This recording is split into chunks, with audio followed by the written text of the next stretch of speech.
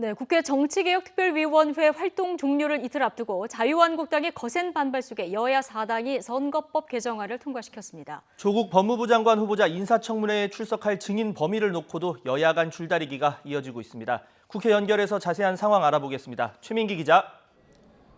네, 국회입니다. 네, 한국당 반발 속에 결국 아침에 표결이 진행됐고 의결이 됐는데 지금 국회 분위기 어떻습니까? 네, 오늘 전체 회의를 연 정개특위는 과반 찬성으로 선거법 개정안을 통과시켰습니다. 재석위원 11명 가운데 찬성 11명으로 의결이 됐습니다. 한국당은 날치기 폭거라고 반발하며 정개특위 회의장에 들어가 강하게 항의하기도 했습니다. 초 한국당의 결사 저지 방침에 물리적 충돌 우려도 있었지만 우려했던 몸싸움은 벌어지지 않았습니다. 정개특위는 토론을 이어가다 조금 전 11시 반쯤 산회를 했습니다. 한국당 소속 의원들은 반발 속에 모두 퇴장했고 현재 한국당은 긴급 의원총회를 열어 대응 방안을 논의하고 있습니다.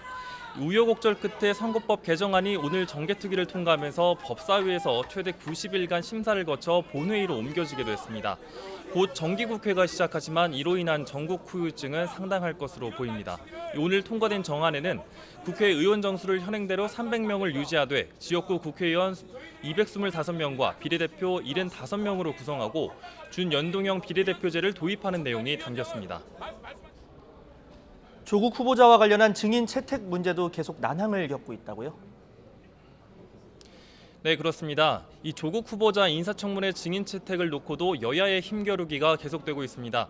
민주당은 후보자를 압박하려는 의도라면서 가족만큼은 절대 받을 수 없다는 반면 한국당은 가족이 의혹의 중심이라며 반드시 불러야 한다고 맞서고 있습니다. 이 앞서 오전 10시에 법제사법위원회 전체 회의 일정이 잡혀 있었지만 증인 채택 문제로 난항을 겪었고 이 여야 간사들이 또 한 번 협상 테이블에 앉았지만 접점을 찾지는 못했습니다. 이 회의는 오후 1시 반으로 잠정 연기된 가운데 한국당 소속 여상규 법사위원장은 간사 협의가 불발되면 증인 채택안을 이 상임위 표결에 붙이겠다고 밝혔습니다. 이 정개특위의 여야 공방이 역전된 모양새인데 만약 표결에 들어가면 표싸움이 치열할 전망입니다.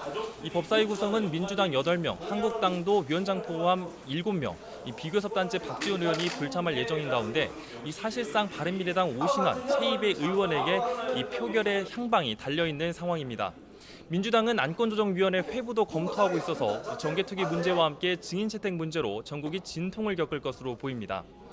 이런 가운데 오늘부터 2기 내각 장관 후보자들에 대한 본격적인 인사청문회에 막이 올랐습니다.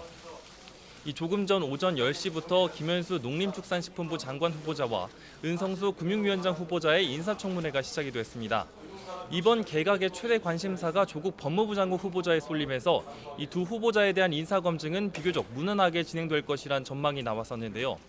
특히 두 후보자가 관료 출신인 만큼 도덕성보다는 정책과 현안에 질의가 집중될 것으로 보입니다. 지금까지 국회에서 YTN 최민기입니다.